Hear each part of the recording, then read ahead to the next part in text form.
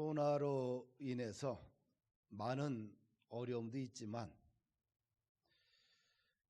이 유엔의 가입 국가가 193개 나라 있는데 그중에 우리 대한민국의 GDP가 세계 10위권에 유지하는 그래도 경제 대국입니다. GDP라는 것은 국내 총생산을 이야기하는데 한 나라 안에서 있는 가게나 기업이나 또 정부 등이 일정 기간 경제를 통해서 생산된 재화나 서비스의 가치를 가격으로 평가할 때 대한민국이 세계 193개 나라 중에 10위권에 들 정도로 굉장한 나라입니다. 선진국들의 어떤 복지 수준보다는 좀 떨어지지만 그래도 전 국민 의료보험 제도는 세계 탑 클래스에 속하고요. 이미 벌써 중고등학교 무상교육 이미 들어갔고요. 노령연금 지급하고 있고요. 임대주택 등 기초생활보장제도, 또 신혼부부 주거지원, 노인 일자리 사업 등 이런 말할 수 없는 많은 복지 예산을 투자하고 있지요.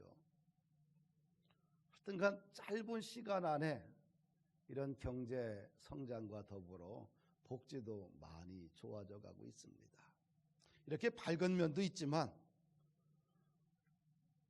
고도 성장 속에, 압축 성장 속에 드러난 어두운 면도 있습니다. 이혼율도 1위고요. 자살률도 1위고요. 저출산도 1위입니다. 대한민국은 1위를 참 잘합니다. 뒤에 꺼주셔요. 그런데 가장 큰 문제는 뭐냐? 가장 큰 걱정거리는 뭐냐? 하나님이 세우신 가정 공동체가 심한 몸살을 앓고 있지요.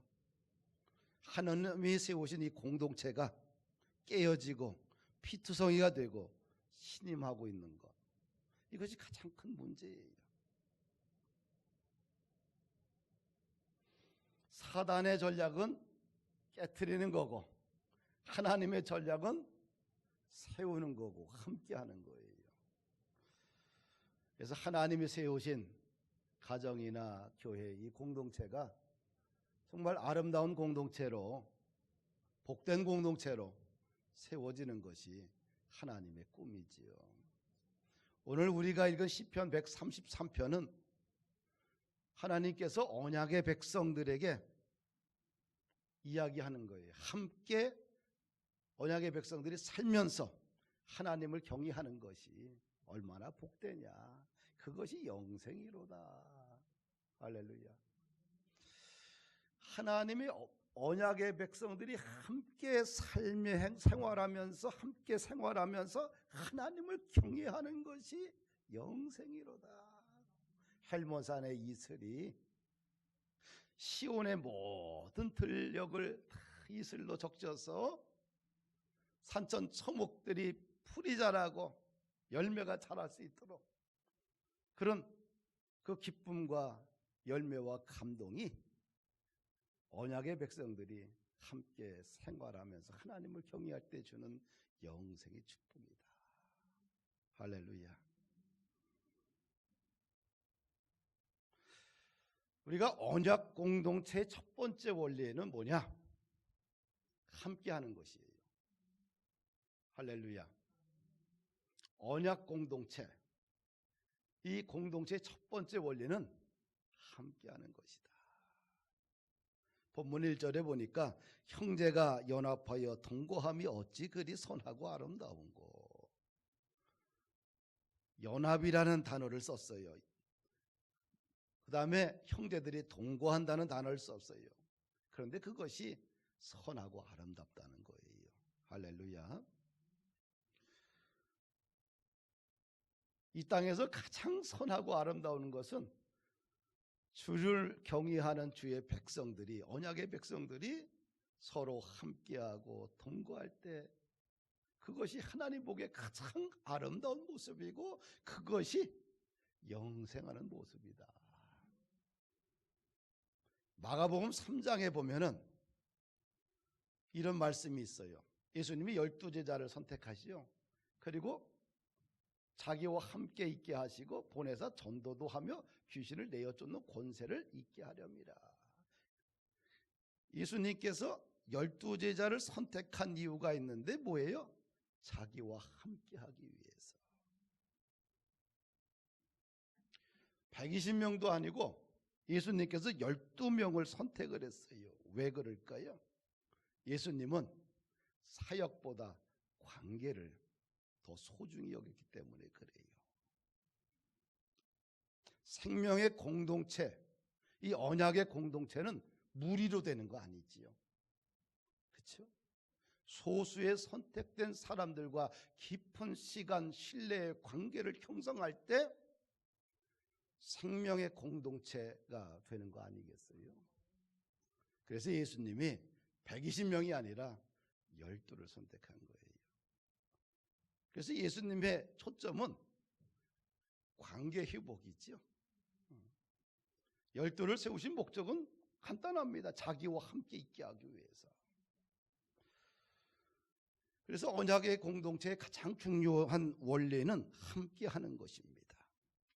하나님이 세우신 두 제도가 있는데 가정도 교회도 가장 중요한 원리는 함께 하는 것이에요.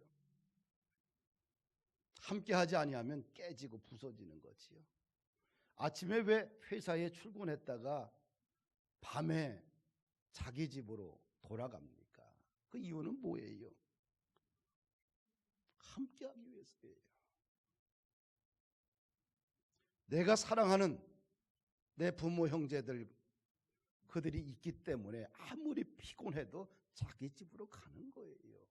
함께하기 위해서. 왜 결혼을 할까요? 결혼의 근본적인 이유는 뭐예요? 함께하기 위해서예요. 왜 여기까지 교회로 올까요? 많은 교회들이 있지만 오는 이유는 그냥 함께하기 위해서. 믿음의 형제 자매들과 함께하기 위해서. 그래서 이 함께란 단어는 언약 공동체, 언약 생명의 공동체의 정신이고 근간이에요. 일평생 믿음의 사람들과 함께하겠다. 그 근본적인 정신을 우리가 잊지 않았으면 좋겠습니다. 두 번째로 언약 공동체의 두 번째 원리는 함께 움직이는 몸이라는 겁니다. 성경에 몸이라는 단어를 표현하는 것이 두 가지가 있어요. 첫째는 가정입니다. 창세기 2장 24절에 보면 남자가 부모를 떠나 그 아내와 연합하여 둘이 한 몸을 일지로다. 한 몸. 이 가정의 힘은 어디서 나오냐? 부부의 힘은 어디서 나오냐? 한 몸 될 때. 한 몸 될 때 성장이 일어나는 것이지요.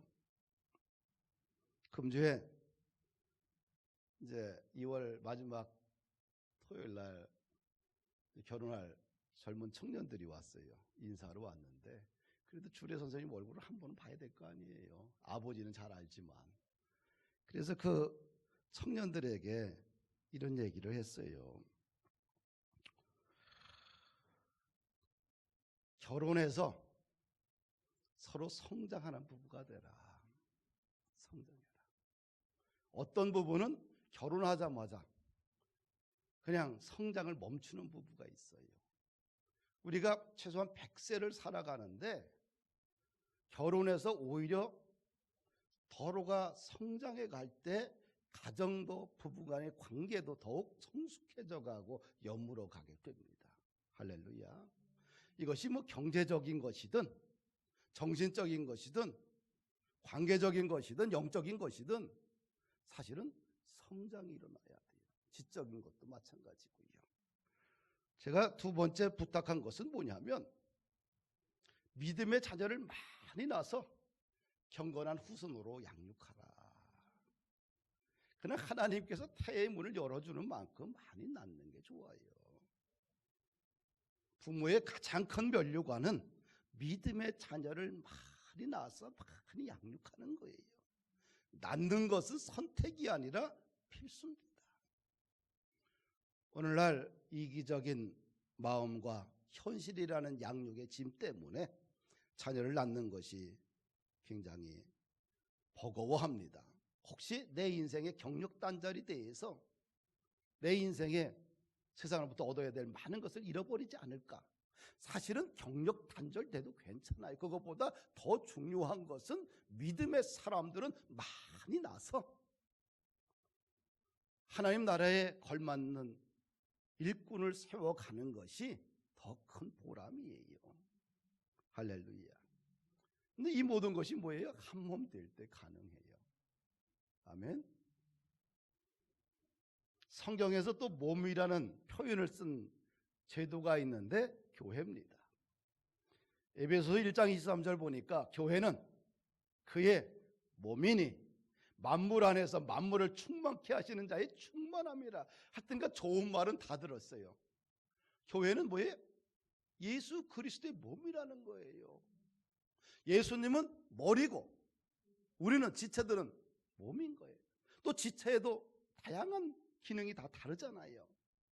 근데 머리는 자르고 몸은 따로 있고 손가락 따로 발 따로 다 장기 따로 있으면 한 몸이 되지 않잖아요. 죽은 생명이잖아요. 머리서부터 온 몸이 하나로 돼야 돼요. 예수님을 중심으로 온 몸이 하나 될 때 그 속에 진정한 충만의 역사, 회복의 역사, 하나님의 성령의 강력한 역사가 회복되는 거예요. 할렐루야. 교회의 힘은 한 몸 되는 거예요. 예수 그리스도를 중심으로 한 몸 될 때, 지체의식을 갖고 한 몸 의식을 가질 때 교회 속에 진정한 성장이 일어나요. 할렐루야. 한 몸 될 때 주어지는 은혜가 있는데 요한 3서 2절에 보니까 사랑하는 자여 내 영혼의 잘됨 같이 내가 범사에 잘되고 강건하기를 내가 간구하노라. 내 영혼이 잘되고 내가 범사에 잘되고 강건하기를. 할렐루야. 한 몸 될 때 영혼이 잘되고 범사가 잘되고 강건한 은혜의 축복이 일어나게 됩니다. 아멘. 존 웨슬리가 아버지에게 편지를 썼어요.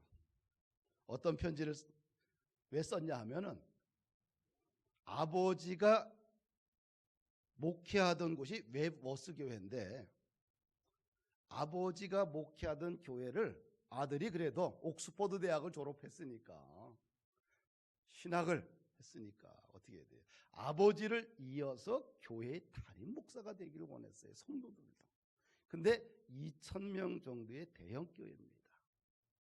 근데 자기는 지금 청년들 데리고 한 100여 명 데리고 런던에서 청년 사역을 하고 있어요. 1739년 2월 28일 날 수요일 일기에서 자기의 그 청빙을 거절하는, 왜 거절하는가 그 이유를 편지에 썼어요. 참 웨슬리로부터 우리가 느껴야 될 것은 뭐냐면 웨슬리는 자신의 전 인생을 매일같이 편지를 쓴 거야. 오늘 밥 먹었습니다. 맛있게 먹었어요. 무슨 반찬 이런 게 아니라 그날 하루에 만났던 사람, 자기가 생각했던 것들, 어디 가서 어떤 전도를 했고 아주 세밀하게 성까지 아주 묘사를 잘 해놨어요. 300년 전의 사람 아니에요. 제가 그 전어를 읽었는데 거기에 아버지로부터 청빙을 받고 나서 청빙을 거절하는 이유에 대해서 쭉 써요. 긴 편지를 쓰는데 이런 말이에요. 저는 100명의 사람들도 돌보기 힘든 사람입니다. 내가 감당하기에는 한계를 초과하는 인원입니다. 나의 능력의 10배를 저는 감당할 수 없습니다. 그러면서 웨슬리가 이 판단의 근거를 이렇게 이야기를 해요. 판단의 근거를 하나님의 영광과 그 영광을 드러내는 것이냐, 내가 사역지를 옮기는 것이 하나님의 영광과 그의 영광을 드러내는 것이냐. 이런 관점에서 자기가 생각해 볼 때 나는 대학생 사역을 또는 교구의 목사의 삶을 더 선호한다. 그 다음에 또 그가 판단한 거는 뭐냐면 내가 하나님의 영광에 내 눈이 고정되어 있는 한 나는 어디로 가야 하는가에 대해서는 일말의 의심도 없습니다. 한낮에 태양이 빛나는 것을 의심할지언정 이 길이 과연 내 영혼을 위한 최선인가, 나를 더 성결케 할 것인가, 이성적으로 판단해 보고 있습니다. 아버지에게 쓴 편지예요. 그러면서 이런 얘기를 해요. 내 옆에 있는 믿음의 친구들과 매일 대화를 하면서 동일한 판단을 하면서 점검하고 있다고 그래요. 이런 판단의 결과 아버지에게 이런 말을 해요. 내가 난관에 부딪혔을 때 나를 조언할 많은 친구들과 믿음의 친구들과 믿음의 친구들이 옆에 있고 또 협력 사역자들이 있다. 그리고 지금 런던에서는 내가 감당해야 될 가난한 사람들의 육체적 필요를 충족시키며 그들의 영혼을 지속적으로 지도해야 될 필요가 있다. 그러면서 아버지의 요청과 성도들의 요청을 거부해요. 이런 결정을 그가 내릴 수 있었던 근거가 뭘까요? 아버지가 했던 목회지 2,000명이 넘어요. 자기는 그냥 100여 명 정도 런던에서 대학생 선교를 하고 있어요. 자기 주변에는 가난한 사람들을 위한 단체를 만들어서 그들을 육체적인 필요와 영적 필요를 공급해 줘야 돼요. 희망이 별로 없어요. 그런데 그가 이런 결정을 내릴 수 있었던 힘의 근거는 뭐냐? 오직 하나님과 한 몸 되었기 때문에. 하나님과 한 몸 되지 아니하면 항상 우리 인간은 어떻게 돼요? 이익을 따라, 좋은 곳을 따라, 나의 유익을 따라, 나의 발전을 따라 끊임없이 글로 가게 돼 있어요. 그러나 하나님과 한 몸 될 때 그 하나님의 뜻 안에서 순종하고 좁은 길을 걸어갈 수 있는 거예요. 할렐루야. 사랑하는 여러분들, 공동체는 함께 움직이는 한 몸입니다. 가정도 교회도 한 몸 될 때 하나님의 영광을 드러내고 그 사역을 통해서 하나님의 영광 받으시고 그리고 바른 결정을 내리고 살아갈 수 있어요. 세 번째로 언약 공동체의 세 번째 원리는 뭐냐면 하나님 자신이 공동체의 본질이라는 거예요. 하나님의 꿈은 공동체를 세우는 데 있습니다. 가정도 교회도 공동체라고 그래요. 하나님이 만드셨어요. 하나님의 본질 자체가 바로 삼위일체아니에요. 그렇죠? 성부 하나님, 성자 하나님, 성령 하나님. 하나님 자신이 공동체로 구성되어 있어요. 만약에 능력의 하나님 한 분만 원한다고 하면 성부 하나님이 좋게요. 사랑의 하나님 이야기하면 성자와 성부만 있으면 돼요. 그런데 사랑의 하나님 하게 되면 세 사람이 있으면 사랑이 안 되는 거예요. 하나는 뭔가 마음에 충족되지 않는 거예요. 그런데 하나님이 세 분이 돼 있어요. 왜 그러냐? 하나님 자체가 공동체성을 띠고 있기 때문에 그래요. 그래서 초미니 공동체는 3명부터예요. 할렐루야. 사랑하는 여러분들, 그래서 하나님의 존재 양식은 세 분이면서 한 분이다. 본질은 하나고 사역은 세 사람이다. 그래서 공동체 의식이 작동될 때 헬몬의 이슬이 시온의 산들에 내림같이 형통한 복이 임하는 거예요. 그래서 삼위 하나님이 우리의 신앙의 공동체의 본질이고, 그래서 우리는 그 하나님의 본질을 따라 공동체 정신을 가지고 갈 때 헬몬산의 이슬이 시온의 들녘에 내림같이 형통한 은혜, 그것이 생명이로다, 영생이로다. 할렐루야.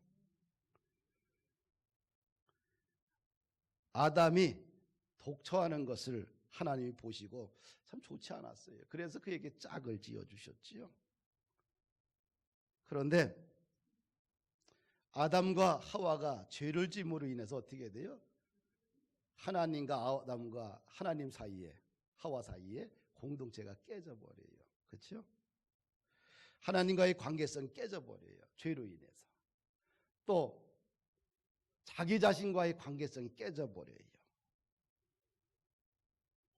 부끄러움을 몰랐는데 죄 짓고 나니까 부끄러움을 알아요. 또 아내와의 관계성을 깨져버려요. 과거에는 한 몸이었는데 너는 내 뼈고 내 살이라고 했는데 죄 짓고 나니까 아내가, 당신이 나에게 준 저 아내가 나를 유혹을 해서 내가 죄를 졌다는 거예요. 책임전가. 또 자연이 파괴돼 버려요. 자연과의 관계가 깨져버려요. 그냥 에덴 동산의 모든 것들이 풍부했는데 죄 짓고 나니까 땅이 병들지요. 저주받지요. 엉겅퀴와 가시가 냈지요. 땀을 흘려야지만 뭔가 먹을 수 있지요. 죄는 모든 관계를 다 깨트려 버리고 모든 관계를 다 무너뜨려요. 그래서 공동체를 파괴하는 것은 죄입니다. 죄가 모든 공동체를 파괴하지요. 하나님과의 건강한 관계가 깨지고 나면 모든 것이 다 깨지게 돼요. 하나님과의 관계가 어떻게 돼요? 결속력이 있고 또 연합될 때, 한몸 될 때 내 인생에 정신도 건강해지고 마음도 풍요로워지고요. 다른 사람을 바라볼 때도 편안하게 바라볼 수 있고요. 우리가 다른 사람을 바라볼 때 불편하다는 것은 뭐예요? 상대방 때문에 불편한 게 아니라 내 마음이 불편하기 때문에. 내 마음이 성령 충만하고 내 마음이 부유하면 저 사람에 따라 영향받지 않아요. 우리가 왜 영향을 받느냐? 왜 상처를 받고 시험이 들으냐? 내가 불편하기 때문에 그래요. 할렐루야. 내가 하나님과 나 사이의 공동체가 깨져버리게 되면 모든 것이 다 피곤하고 힘들고 어렵고 답답하고, 할렐루야. 그러나 하나님과의 관계성이 좋으면 마음도 몸도 편안하고요. 사업도 인생도 모든 것들이 잘 되고 형통해지게 돼요. 그래서 사단의 최대의 목적은 공동체를 파괴하는 데 있고요. 하나님의 최대의 관심은 생명의 공동체를 세우는 데 있어요. 할렐루야. 성경에 보면 두 족보의 역사가 나와요. 하나는 가인의 족보가 나오고 하나는 셋의 족보가 나와요. 그렇죠? 가인의 족보를 보게 되면 가인은 동생 아벨을 죽여요. 당연히 형은 동생을 돌봐야 되고, 그런데 형이 동생을 죽입니다.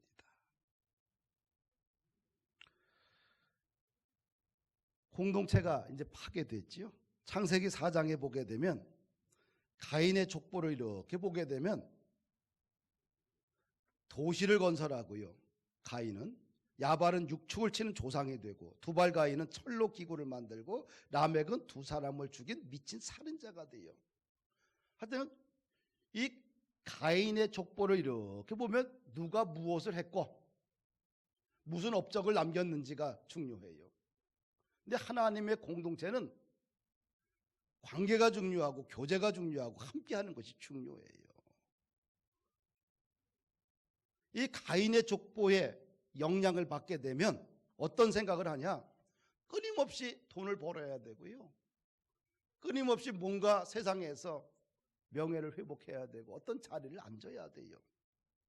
그리고 뭔가 돈을 많이 벌면 모든 것이 면제받을 것이라고 생각이 듭니다. 사단의 속임수겠지요. 우리가 돈만 많이 벌면 면제받을 수 있을까요? 어떤 자리를 얻으면 면제받을 수 있을까요? 착각이지요. 사단은 오늘날도 개인주의와 성취감이라는 무기로 공동체를 파괴하지요. 그러나 하나님의 공동체는 관계가 중요하고요. 교제가 중요하고 함께하는 것이 중요하지요. 사단은 끊임없이 공동체를 파괴하려고 혈안이 되어 있지만 하나님은 파괴된 인간의 공동체를, 교회 공동체를 회복시키는데 자신의 전부를 거는 거예요. 두 번째로 우리 인류 역사에 또 하나의 족보가 있는데 아담의 족보예요. 아벨 대신 하나님이 셋을 선물로 줍니다. 아담에서 셋으로 이어지는 족보는 누가 얼마나 오래 살았느냐, 여기에 관심이 있어요. 얼마나 오랫동안 하나님과 동행하며 살았느냐, 어떤 업적을 남겼느냐, 이거에 대해 관심이 없어요. 성경은 한 구절도 이야기하지 않고 얼마나 오랫동안 살았고 얼마나 오랫동안 하나님과 동행하며 살았느냐. 창세기 5장에 보니까 아담은 930세를 향수하고 죽었고 셋은 912세를 향수하고 죽었고 에녹은 365년을 하나님과 동행하다가 하나님이 데려가셨고 무도셀라는 969세를 향수하고 죽었고 라멕은 777세를 향수하고 죽었고 노아는 향년이 950세에 죽었더라. 아담과 셋으로 이어지는 그 하나님의 거룩한 족보는 얼마나 오랫동안 살았고 얼마나 오랫동안 하나님과 동행했느냐, 이것이 중요한 거예요. 할렐루야. 가인의 족보처럼 내가 인생의 길을 걸어가다 보면 결국은 하나님도 잃어버리고 어리석은 부자처럼 살다가 인생을 끝내게 돼요. 요즘 한국 사회에 존니라는 사람이 굉장히 TV에 자주 등장을 해요. 주식으로. 그 사람은 나올 때마다 오직 돈 주식 그 이야기를 해요. 그런 거 볼 때마다 속이 좀 답답한 거예요. 아니, 주식만 평생 모으다가 인생 끝나면 그 주식이 누구 거 될까요? 돈에는 가치가 별로 없어요. 돈은 우리가 사용하는데, 인생을 살아가는데 거룩한 도구지만 돈의 가치를 넘어 깊이 두게 되면 인생이 굉장히 천해지고 천박해져요. 우리 한국 사회가 독일이나 유럽의 어떤 자본주의가 들어온 것이 아니라 미국의 자본주의가 들어오다 보니까 천민자본주의가 너무 밑바닥에 깔려 있어요. 돈만 있으면 이 사람은 성공한 사람이고 돈 없으면 그 사람은 실패한 인생이고. 그런데 어때요? 유럽에 가보면 대학을 나왔는데 취업을 못했다? 그것은 그 개인의 잘못이 아니라 이거는 사회 구조의 문제구나. 그래서 그 사람이 어떻게 돼요? 직업을 가질 수 있도록 먹고 살 수 있는 구조를 다 만들고 끝까지 도와주잖아요. 그런데 이런 천민자본주의가 들어오게 되면 네가 못 사는 건 네 탓이야. 국가 탓 아니야. 경제 구조가 잘못돼서 그런 게 아니고 네가 게으르고 네가 못나고 네가 배우지 못하고 네가 기회를 잡지 못해서 그건 네 탓이라고 그래. 그러면 공동체가 되겠어요? 대한민국이 잘 사는 사람, 돈 많은 사람의 전유물이 되게 되면 10%만이 0.몇 %만이 행복하고 나머지는 다 노예가 돼버리고 모든 사다리가 다 끊어지면 그게 나랍니까? 아니지요.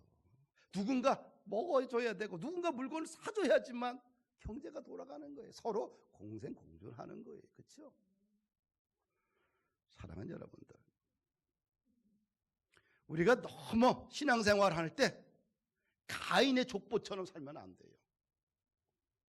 그러다 보면 끊임없이 뭔가 이루어야 돼요. 끊임없이 뭔가 가져야 되고 끊임없이 소유해야 되고 끊임없이 저 사람보다 내가 더 나아야 돼요.